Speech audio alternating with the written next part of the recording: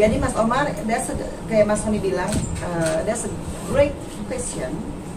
Sebenarnya kalau kita bicara sel punca, kita nggak lagi ngomongin soal itu, karena dia sudah lebih dia sudah di atasnya. Jadi yang kromosom, yang apa itu kan memang sudah sama, ya, bagi semua manusia. Yang beda nanti alergennya, makanya nanti ada alergen test.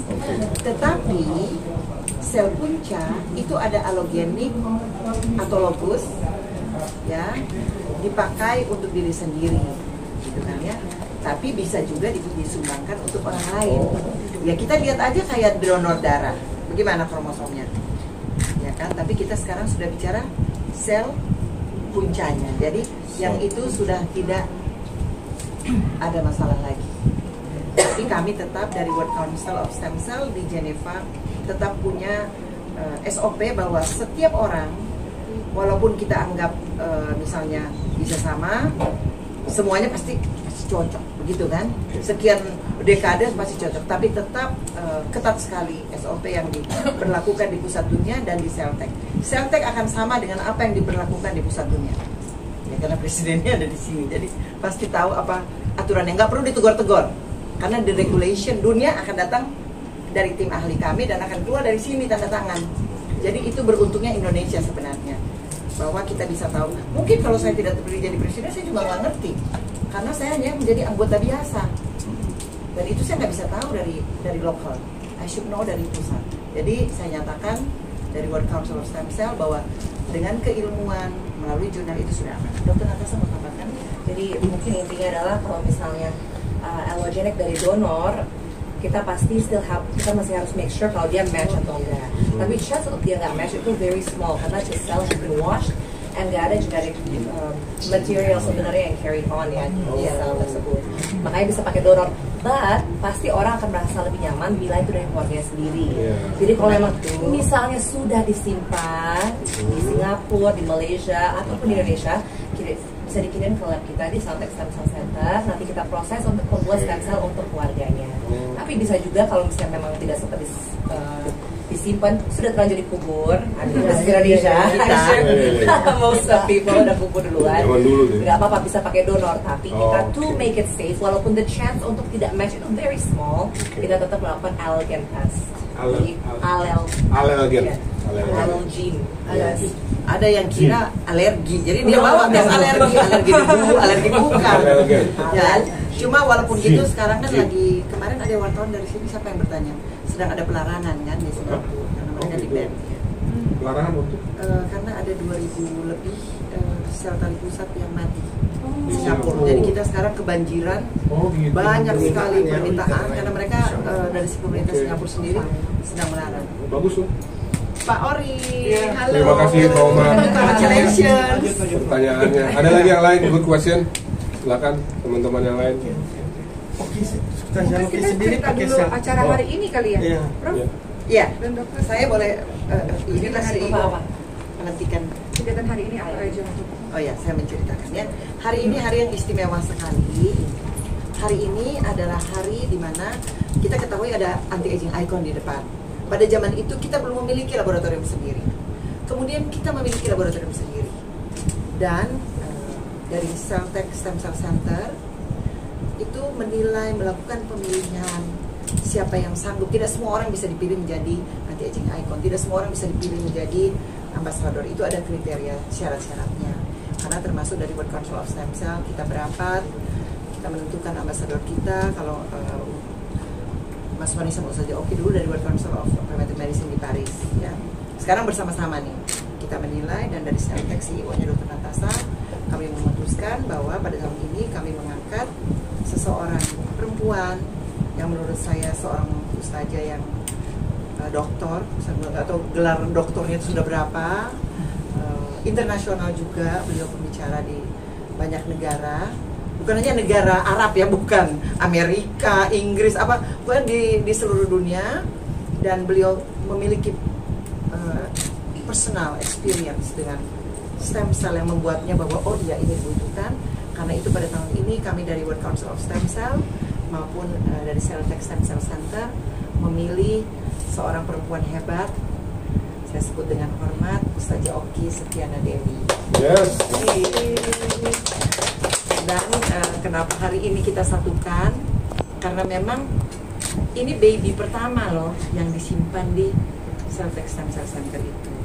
Yang dia sendiri mungkin nggak tahu apa-apa. Ya, tapi kita satukanlah pada hari ini karena juga tempatnya tidak jauh dari klinik kami. Kami juga minta waktunya Ustazah Oki tepat dan keluarganya, maka kita laksanakan pada hari ini. Menurut saya ini adalah momen yang sangat penting bagi dunia, bagi Celtic Stem Cell Center, dan bagi teman-teman wartawan. Saya ingat dulu saya pernah bikin education untuk teman-teman, dan mungkin harus kita ulangi lagi karena nggak semua yang ikut ke Kongres Dunia di Bali. Waktu itu Mas Wani menjadi MC, Edis lagi di luar negeri kayaknya. Pada saat itu juga Ustazah Oki memberikan presentasinya mengenai experience-nya, dan itu mengagumkan dunia. Jadi pada waktu itu hadir semua vice president saya, ada yang dari Jerman, ada yang dari Eropa, ada yang dari Dubai, seluruh dunia, dan kami sepakat. Jadi mudah bagi saya, siapa, who is the ambassador of stem cell? Nah, saya, you remember in the Grand Hyatt Bali? Oh yes, we remember. Nah, itu langsung mereka semua menyatakan persetujuannya. Jadi harus ada banyak tanda tangan, dan CEO Dr. Natasha memilih dengan tegas, ya. Aklamasi. Dewi, silakan Ustazah Oki, ada yang mau sampaikan? Iya, tentu yang saya hormati ini, Masya Allah ya, beliau itu ibu, guru, dokter, sahabat, Nenek. Masya Allah, bahagia sekali bisa sama Prof Dewi, juga bukan setahun 2 tahun ya Prof ya. Dari belum nikah, dari masih perawan loh. Iya. Masih perawan loh Bang Wari. Juga bahagia bersama dengan Dr. Natasha, ada Mas Wani di sini, Mbak Edis juga.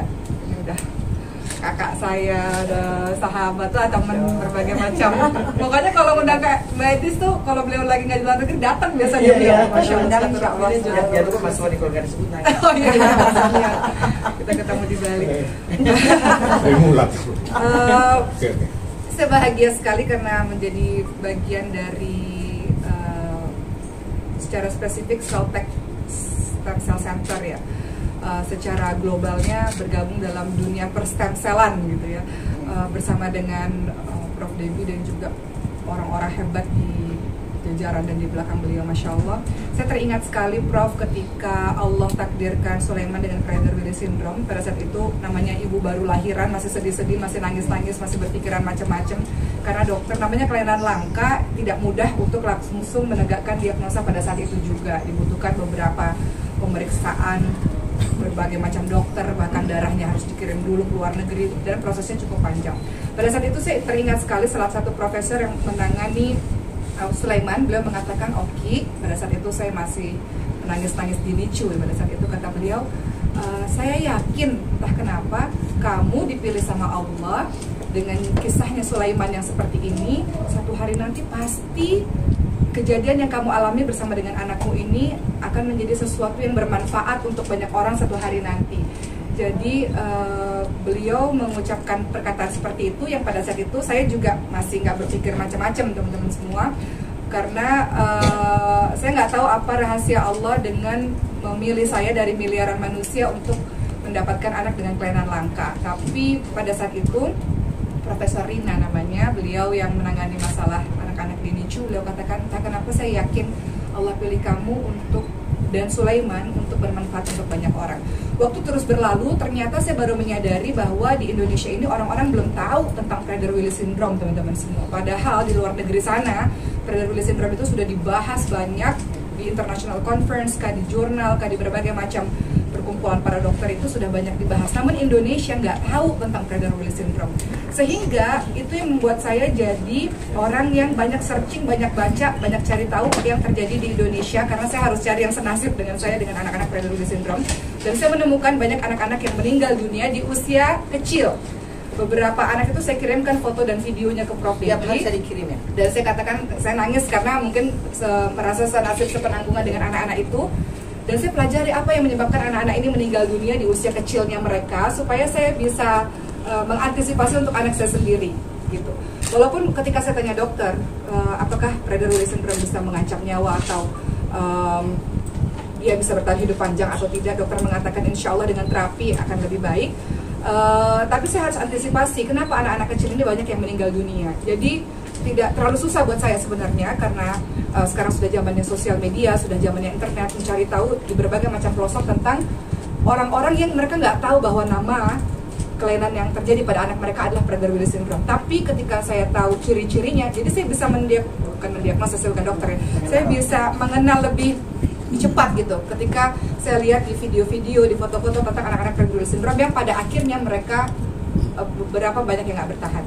Singkatnya, perjalanan dengan Prader-Willi syndrome ini membuat saya banyak berkoneksi dengan orang-orang di luar sana, di luar negeri, karena di Indonesia belum ada awareness tentang itu. Sampai akhirnya dokter-dokter salah satu rumah sakit mengatakan kayaknya Oki harus buat komunitas Prader-Willi syndrome Indonesia. Udah ada. Sekarang sudah bergabung beberapa orang yang ada di grup kita, dan saat ini mereka berkaca, Sulaiman gimana seperti itu. Termasuk teman-teman di Malaysia kemarin juga presidennya tanya kepada Oki tentang stem cell. Karena saya gabung di komunitas di Malaysia juga, mengingat di Indonesia belum banyak saya kumpulkan gitu ya teman-teman semua. Intinya, sampailah perjalanan saya ketemu dengan Profesor Debbie Finsky. Panjang ya ceritanya. Intinya adalah saya memiliki secerca harapan, dan saya fokus kepada harapan itu di saat banyak sekali jurnal maupun banyak sekali video-video yang menakutkan buat saya, tapi saya nggak pernah fokus dengan hal-hal seperti itu. Saya fokus dengan kisah-kisah keberhasilan yang mungkin memang sedikit jumlahnya, tapi itu menjadi penyemangat bagi saya. Sampai akhirnya saya ketemu sama Profesor Debbie Finsky, dan kemudian mulai menjalankan untuk Sulaiman TV.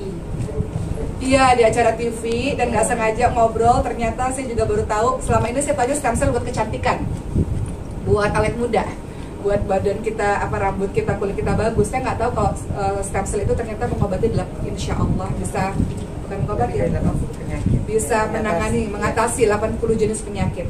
Akhirnya mulai dari kisah itulah sampai hari ini Sulaiman sudah berapa kali ya Prof? 4 kali di stem cell, dan Prof Debbie mengatakan insya Allah akan ada rutin untuk pemeriksaan kesehatan Sulaiman. Saya katakan pada Prof Debbie, mau saya jadi brand ambassador kayak Prof, nggak jadi brand ambassador, mau muka saya muncul atau nggak muncul pun, ketika saya sudah merasakan manfaatnya stem cell, secara otomatis, bahkan tadi Prof, kenapa kita datang kemari?